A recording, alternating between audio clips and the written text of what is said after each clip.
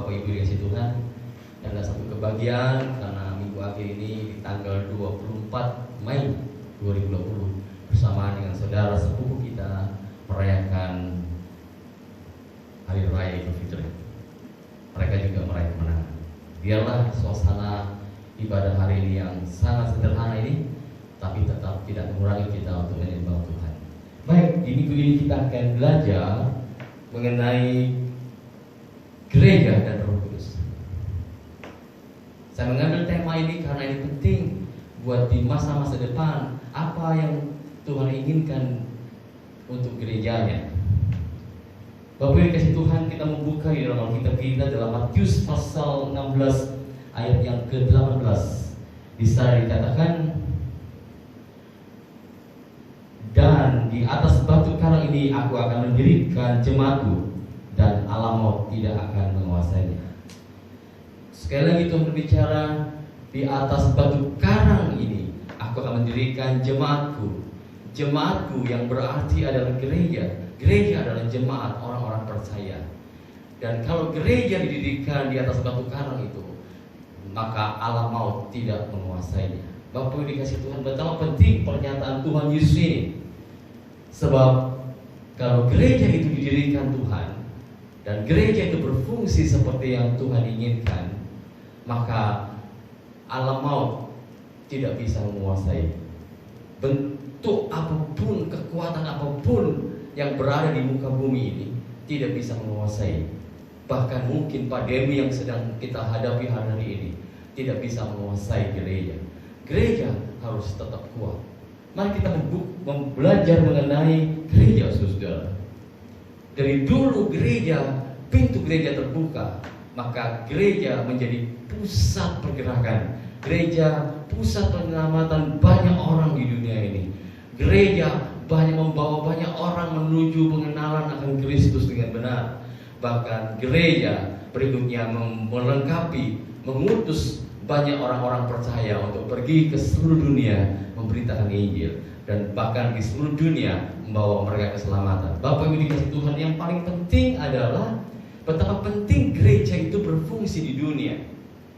Riset membuktikan ada 6 hal tentang apa yang Allah kerjakan lewat lembaga-lembaga ini, dan yang paling besar tetap gereja. Mari kita perhatikan. Yang pertama tentu gereja, yang kedua adalah penginjilan, yang ketiga adalah misi, yang keempat adalah live streaming, alat-alat yang kita pakai sebagai elektronik, sebagai media-media. Yang kelima disebut gereja rumah atau komunitas kecil. Yang keenam biasanya kita sebut tentang pergerakan-pergerakan yang dibangun lewat pribadi. Bapak yang dikasih Tuhan, tetapi yang paling besar yang menyangkut di sini tetap gereja yang berfungsi sebagai alat dan tujuan Allah yang luar biasa.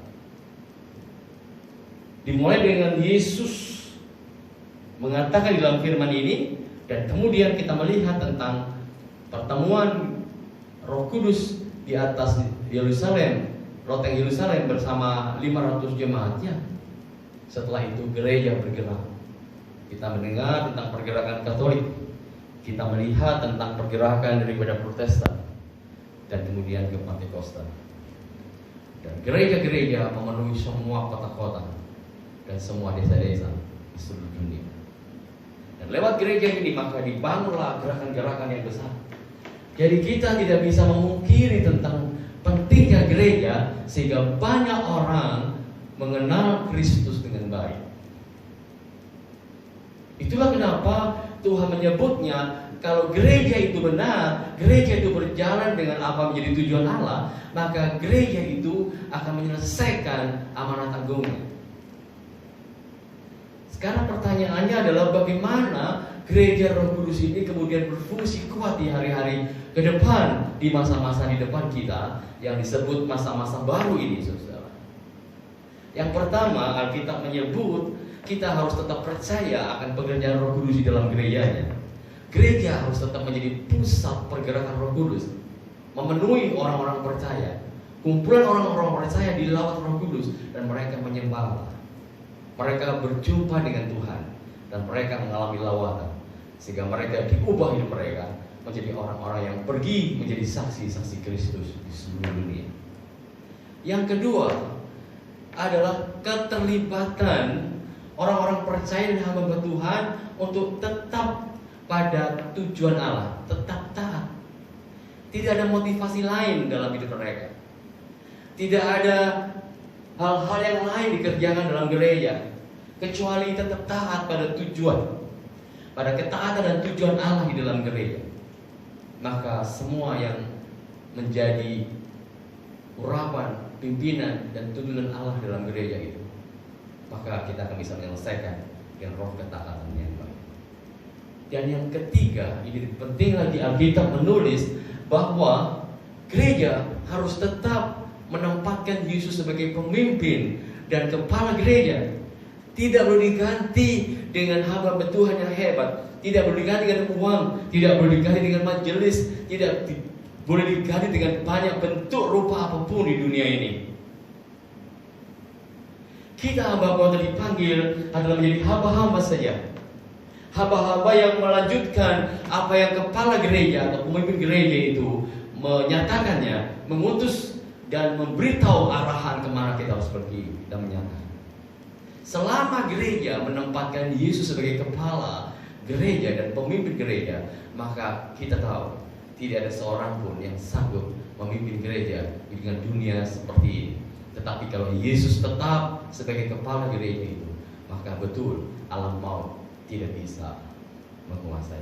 Bapak Ibu, dari ketiga hal tadi menentukan sekali gereja di akhir zaman mulai dibuka apabila mungkin sudah masa pandemi ini lewat.